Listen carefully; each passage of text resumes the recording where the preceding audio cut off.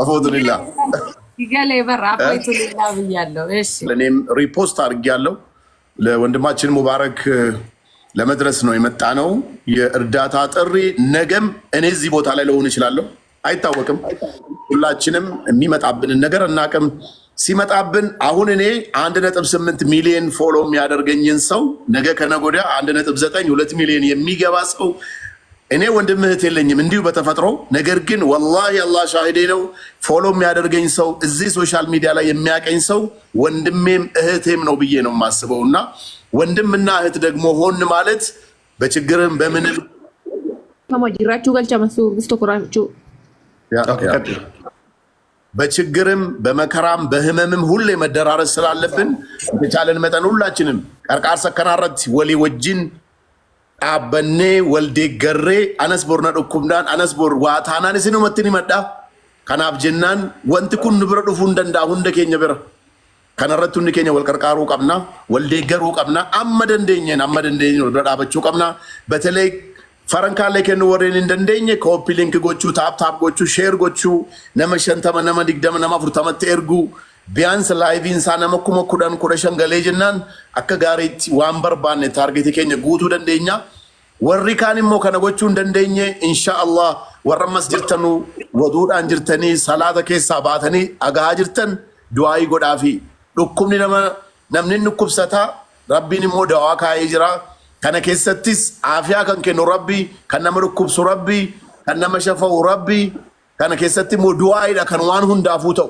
nutu sababa taana qorichi sababa wantu ndu rabbi keenya kajira wanti du'aa jala dabarte injirtu an inshallah rabbi jede du'aa gochaaf inture giddu kana salata keessatti salata boolleettis keessan yoo amma dandeessaniin qarqaarsa kanarratti hirmaachuu qabdu share copy link gochuu qabdu wal deeggaru wal jira dhaabachuu qabna galatooma ilmaan abbaa biyyaa ilaal.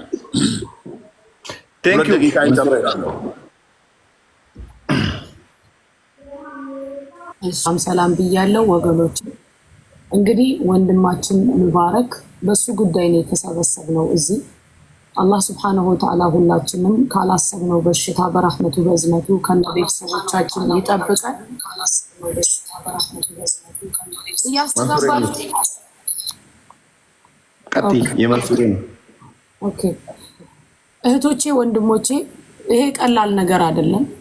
ወንድማችን ታመመ። አላህ Subhanahu Wa Ta'ala እኛን ያይናል ምን እንደምናረግ። ወንድማችን ሙባረክን በኸይር ስራ እናቀዋለን።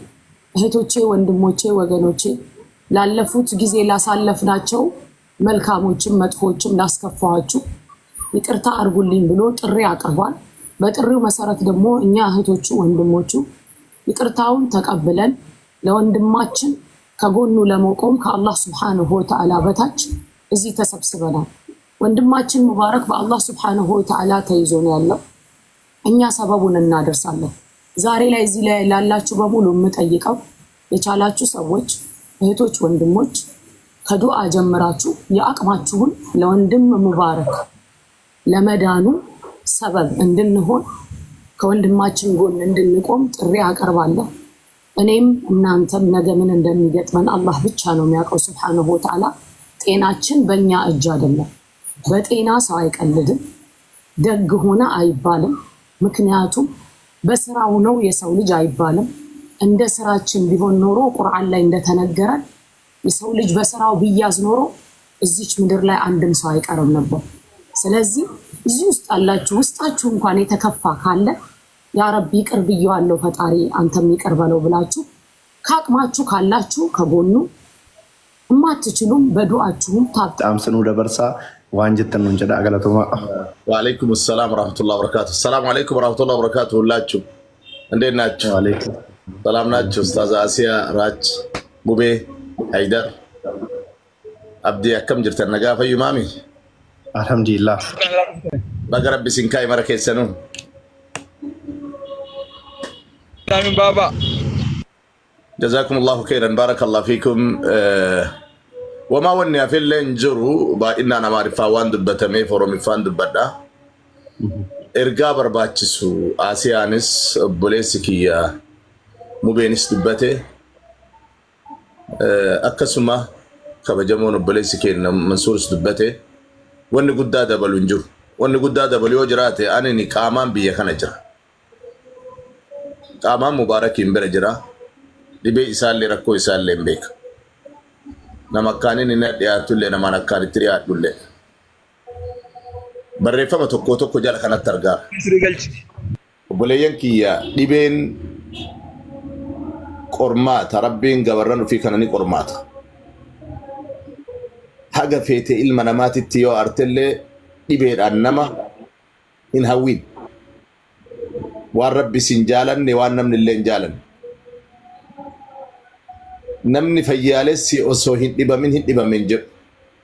Ammas nama dhibame kana anallee boru rabbiin na qaba jedhe. Ati Mubaarakiin dhuunfaa keetti jibbuu dandeetta jaalachuu dandeetta. Laakiin adhanu Mubaarakii ta'uuf osoo hin taane lubbuu kennaa waa dabarfachuu fi rabbiin biratti. Wanni asii wal geenneef. Mubaarak ilma kenna, obboleessa keessan. Diinaa miti, Israa'elii miti, Itoophiyaawidha. Saba keetii, obboleessa keeti. Balleessus situ gorfata, situ lolataan. Malee dhibee irratti namaan waan hin taane barreessuun waan boru ilmaan teetii ta'u, waan boru lubbuu keetiif ta'u, ashaaraa badaa harka keetiin ofirratti maataba diimaadhaan, chaappaa diimaadhaan ofirratti dhooftee hin dabarsin. Guyyaa darbuu waan hin darbiin guduunfatteen kaa'in. Tanuma dabru, tanuma dhaamee lufu. Mubaarak dhibeen isaa yeroo dheeraa dhibamaa tureera obboleeyyan. Nama loluun keessaa tokko anan. Yoo sa'aa dheeraa laayivii irra turaa keessattuu gaafa gargaarsaa kana haga guyyaa 3-4 yoo waa jalqaban hamma xumuraniif rafaa itti deebaa, bayaa itti deebaa, hajaa geeffataa itti deebina numartu. Daqiiqaa 20-30. Hanga kaleen duwwaa isa taatu tokko kaleen isaa hagana turtiin seene akka inni ta'uuf. Kana dhaamaallee turellee waan obboleeyyan keenya martuu beeku.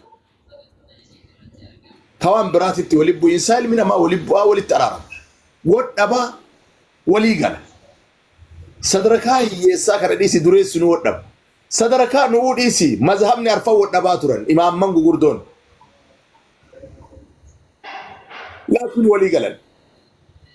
Hunda kennaa waan walii galchu jira. Waa lama. Namni islaama taate.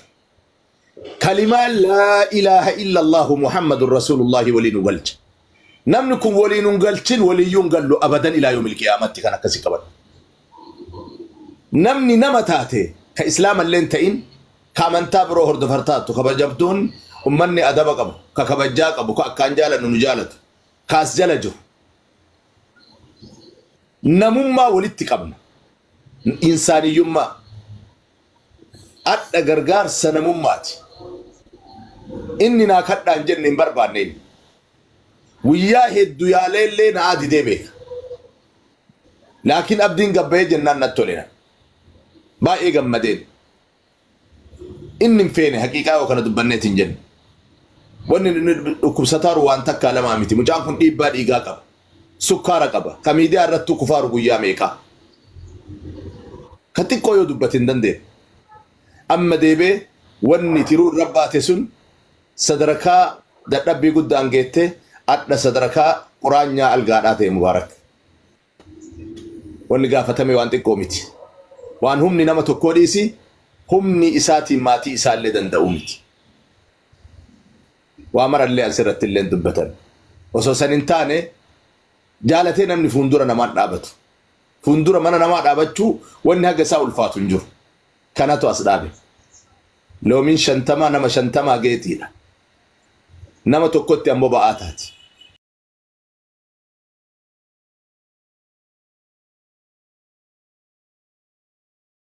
Namni hagana